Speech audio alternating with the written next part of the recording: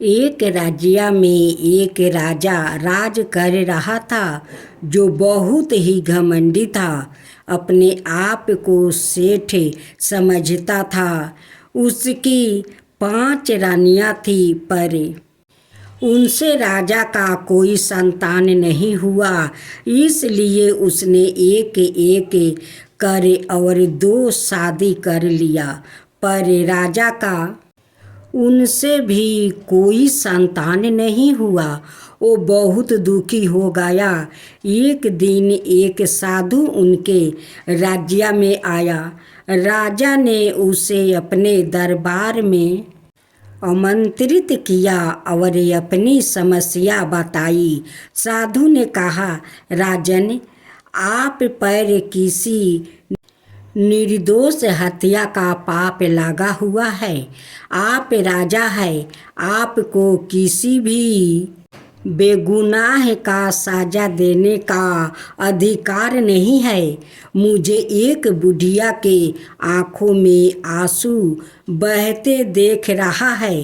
राजा को याद आया कि कई साल पहले गलती से उसने एक बुढ़िया के बेटे को तीर चलाकर मार डाला था, पर उसने उस बुढ़िया से माफ़ी मांगना तो दूर की बात है, उसके पास भी नहीं गया यह देखने के लिए कि वो जिंदा है या मर गया है।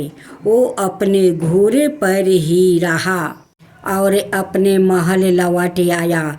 उसके लिए वो हत्या किसी चींटी को कुचलने की समान थी, क्योंकि वो तो राजा था और वो बुढ़िया जंगल में रहने वाली थी। साधु ने राजा से कहा, राजन, आप कहाँ खो गया? राजा ने कहा, इसका क्या उपाय है? साधु ने एक इमली दी जिसमें 7 बीज था और कहा, इस इमली को सभी रानी को दे दीजिए और ध्यान रहे सभी को बीज सहित इमली को निगलना होगा, तभी पुत्र होगा। यदि गलती से भी बीज जमीन पर गिर गया तब पूरे राज्य में इसका पेड़ फैल जाएगा और आपका राज्य जंगल बन जाएगा।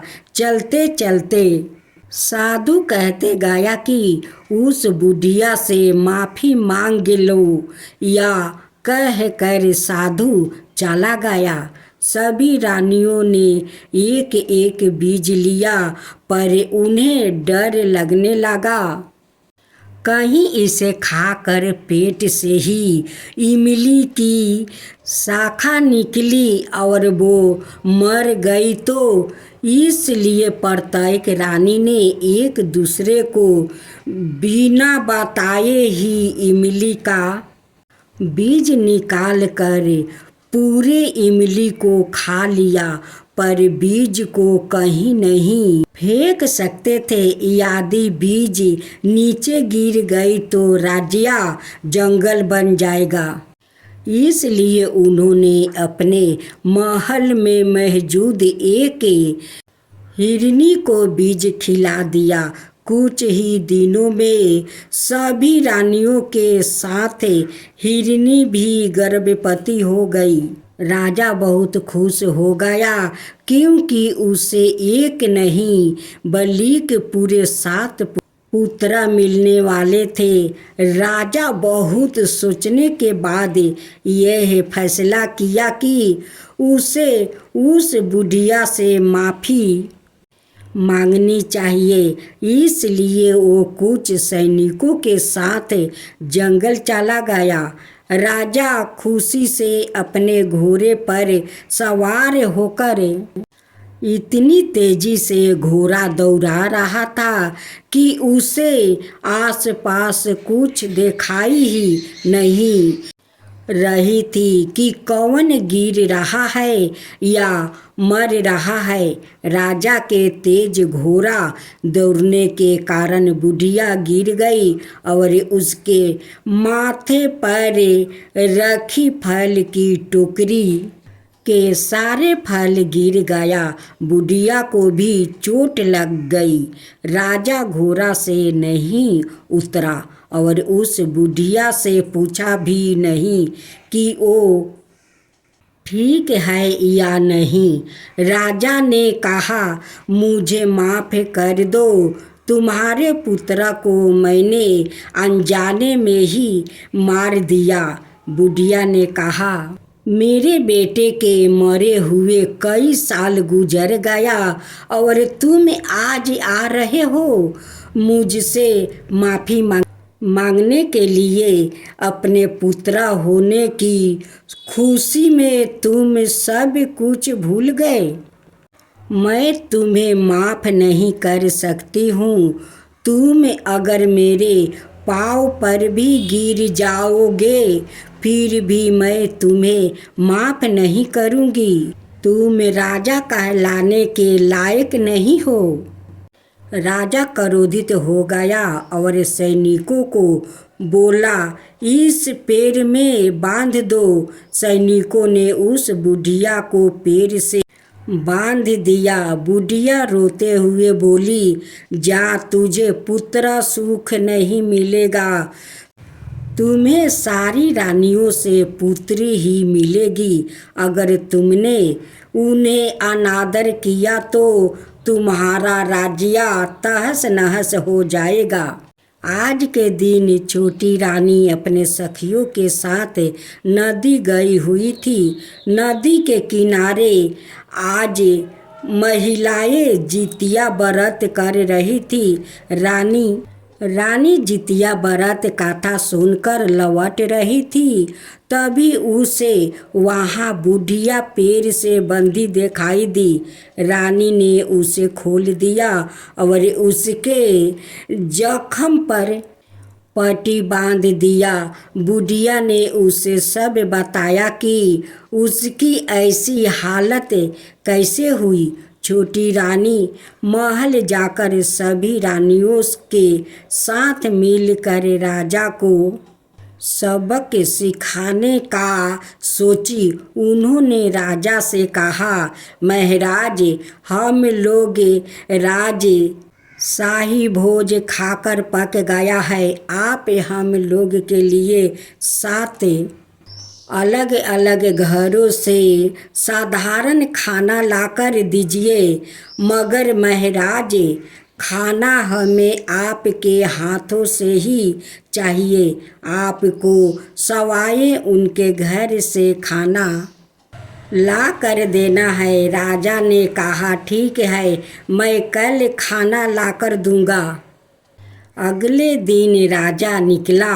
7 घर से खाना लेने पर किसी भी घर से उसे खाना नहीं मिला।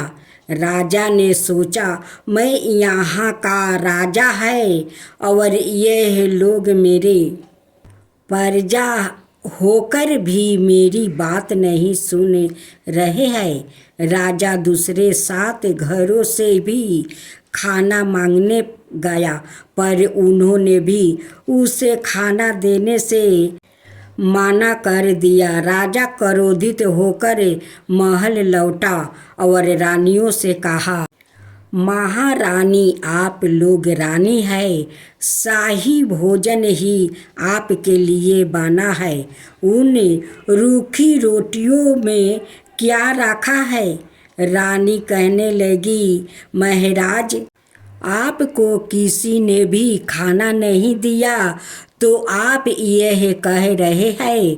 क्या आपने सोचा है आपकी प्रजा सूखी रोटी क्यों खाती है? क्योंकि आप राज सही भोजन करते हैं। आपकी प्रजा आपकी बात क्यों नहीं सुन रहे हैं? प्रजा आपकी संतान है और आप अपने संतानों को कुछ भी नहीं समझते। दिन भर मेहनत करने के बाद उससे भारी मात्रा में कर वसूलते हैं। उनको छोटा समझते हैं, उनको कीड़ा मकोड़ा की तरह कुचल देते हैं। आपको जाकर उनसे माफ़ी मांगनी चाहिए। राजा ने अपनी गलती मान ली और उसने उस बुढ़िया के पाँव पर गिरकर माफ़ी मांगा और अपनी प्रजा से भी माफ़ी मांगी और वादा किया कि आज के बाद वो ऐसी गलती नहीं करेगा। समय आया, सभी रानियों ने पुत्री को जन्म और हिरनी ने भी 7 पुत्र को जन्म दिया। सभी यह देखकर हैरान हो गया। थोड़ी देर में ही हिरनी एक राजकुमारी बन गई। उसने कहा, मेरा विवाह बचपन में ही राजा से हो गया था और ज्यूत वाहन की कृपा से मेरे भाग्य में 7 पुत्र की माता बना लिखा था। पर मुझे पुत्र और पुरुष पसंद नहीं, क्योंकि वो स्वार्थी होते हैं। मेरे भाई ने गंधी के लिए अपने ही पिता की हत्या कर दी थी और राजा भी बहुत ही घमंडी था। इसलिए मैं भेष बदल कर रहने लगी। पर एक दिन राजा शिकार पर निकला था और मुझे पकड़कर महल ले आया। मैं अपनी किस्मत से दूर नहीं भाग सकी। राजा में राजकुमारी से माफ़ी मांगी और सभी रानियों और पुत्र पुत्री के साथ वो खुशी से रहने लगे।